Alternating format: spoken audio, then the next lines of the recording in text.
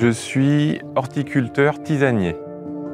Dans mon activité, en fait, je préfère être au printemps parce que c'est là que tout explose en fleurs, en senteurs. On a vraiment l'impression d'être en communion totale avec l'environnement dans lequel on s'exerce. J'aime beaucoup ramasser les roses, donc en ce moment, on a l'impression de cueillir une bouteille de parfum à chaque fleur cueillie. On a l'impression d'être dans une recette de cuisine.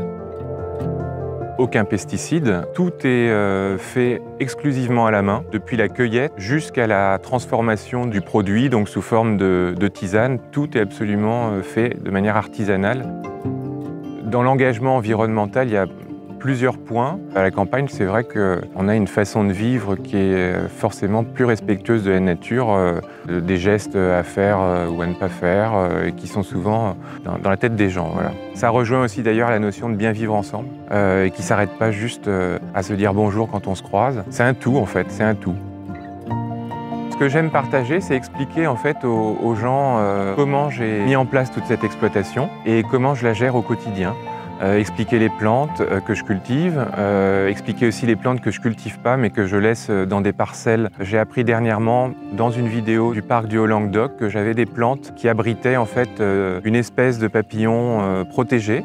Donc du coup ces plantes que j'avais l'habitude de couper, maintenant je les laisse se développer bien après la floraison. Je découvre en fait chaque jour de nouvelles choses et j'aime les partager et voilà, j'espère qu'il y aura une bonne oreille attentive qui un jour prendra le relais.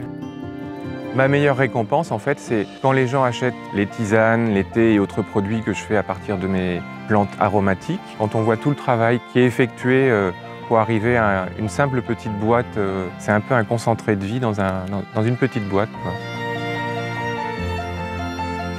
Alors, je suis évidemment ravi d'avoir la marque Valeur Parc parce que représente pour moi une espèce un peu de dernière étape en termes de prise de conscience et de respect de l'environnement.